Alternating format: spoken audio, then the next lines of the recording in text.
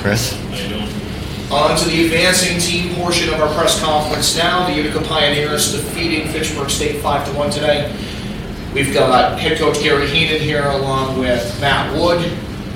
First, coach, an opening statement, then we'll open up the floor to questions. Yeah, I mean, it was, the 1 o'clock definitely throws your routine off first time, and we're having breakfast meal, different time. I thought our guys had a horrific first period. Turnovers like crazy. Take a penalty to end the period.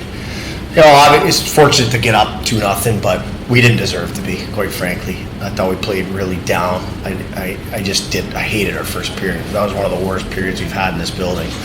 So obviously we, collected ourselves and came out and played playoff hockey after that. We wanted to make sure pucks got deep, got our forecheck going, got some in-zone offense going. Didn't love our power plays tonight, but overall, we didn't give up a lot in terms of chances. So buttoned up on the D zone after the second and third, and we'll take it and move on to next time. Are we thrilled with it? No. Are we happy? Yeah. All right, we'll open the floor to questions.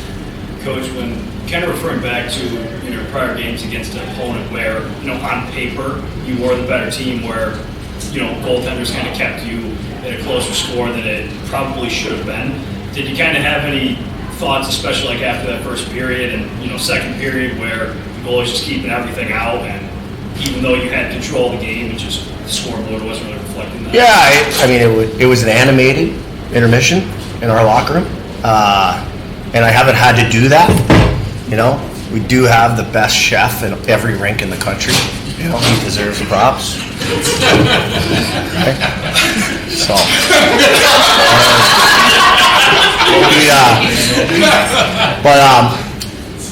I haven't had to do that, and we're trying to stress that it's not who you play, it's how you play.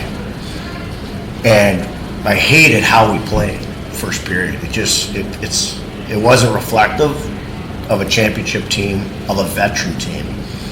And so we really had to challenge our group, despite being up 2-0, to start doing things you're supposed to be doing, play the game the way we're capable of playing. Then I've got one more for you. In terms of the bracket, obviously the NCAA seems as though they've gone away from the traditional, you kind of know who you're going to play once the season ends. What do you think about the opportunity that you're going to get either Gustavus or St. Norbert coming to town the first time ever, and just variety, and obviously if it is a St. Norbert, you welcome a 5-time national champion. Yeah, it's shocking that it was great to see bracket integrity. Were we all a little surprised? I think we were. Certainly for us to get a home game, we love home cooking, and the chance to host a Western team is great for our fans. I mean, they haven't had that chance to see a West team out here, in the NCAA tournament. So,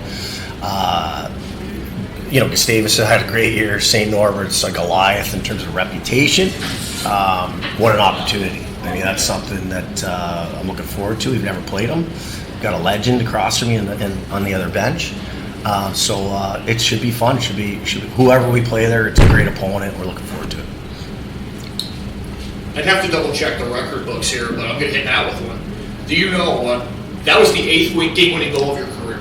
So what is it about your ability to perform in those situations where you either get separation off of a team from the jump or you score that clutch goal late in the game? What is it about you in those tight situations?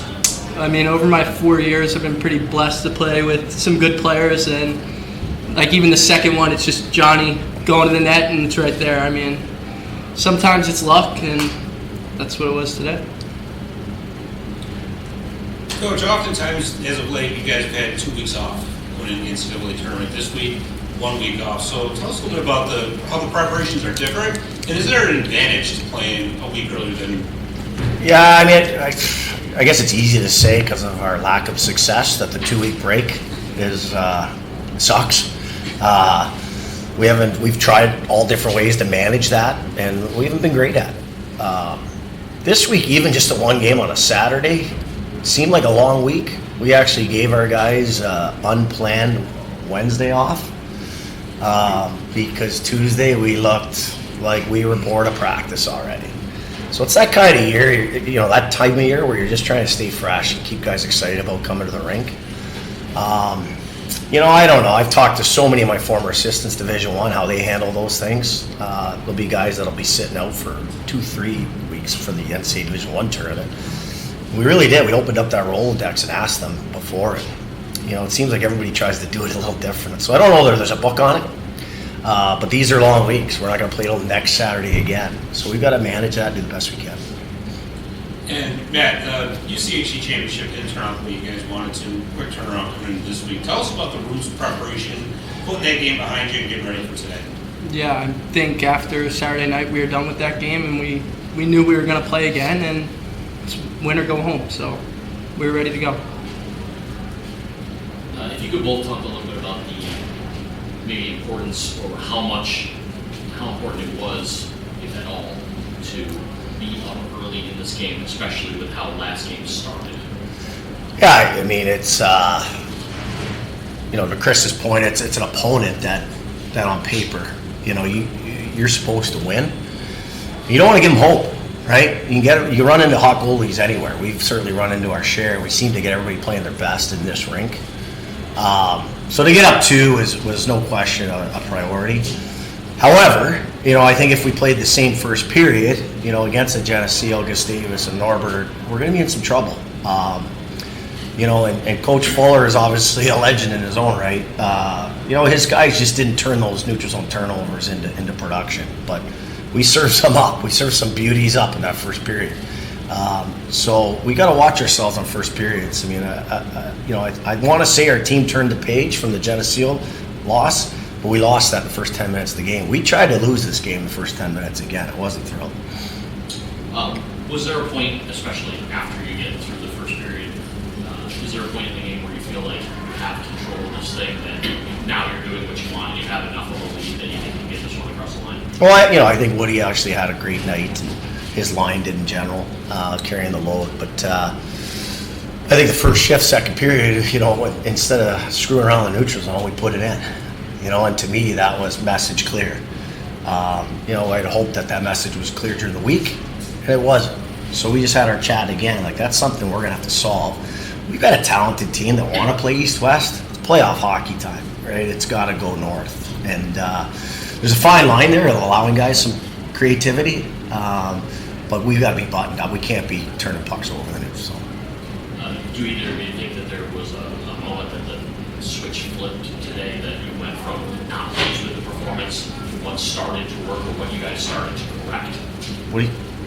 I think in the second intermission, or going into the second period, we heard it and we knew what needed to be done. Was it just that simple as just think about it a little bit, what we're trying to do? Just get it behind their D. I think a coach can preach that, which I did all week. But when I leave that locker room between the second and third, between the first second, it's up to your seniors to say, we got to do that. It's not, no, we'll keep doing our thing. It's got to be, that's the recipe. Let's buy in. Is there any pressure, more pressure, or even less pressure after the result that you don't want in the conference, that you come here as some fresh slate? Do you have something to prove that last game was a fluke? I don't think it was a fluke. I think Jenny came in, ran our show for 10 minutes. We weren't buttoned up at all. It was the worst 10 minutes I've had in my career. Never been down 4-0 10 minutes in. They're a hell of a hockey team, and it's going to be a hell of a rivalry and a series for years to come. We'll be in a championship versus Jenny again. I would bet on it. That's probably when it'll come. Maybe we knew we were in the tournament, and that wasn't a great thing for us. So I hated that first period. Boy, when it was 4-3 last week, was I convinced we were going to win it? I was. So we've got work to do. We've talked process all year. And, we had a terrible first period. We got work to do. Coach, I'll go one more for you. Do you think, obviously, you're probably not too thrilled with Geneseo at the moment, after the weekend, but do you think they honestly helped you out where you get to play an opponent like them going into the tournament versus in past years, the opponents weren't exactly at that level by any means? Yeah, it's nice to have a pushback, right? And it's a question I've been asked a lot. And to Jenny's credit, that's why it's being asked. So you got an NCAA caliber team enters your league.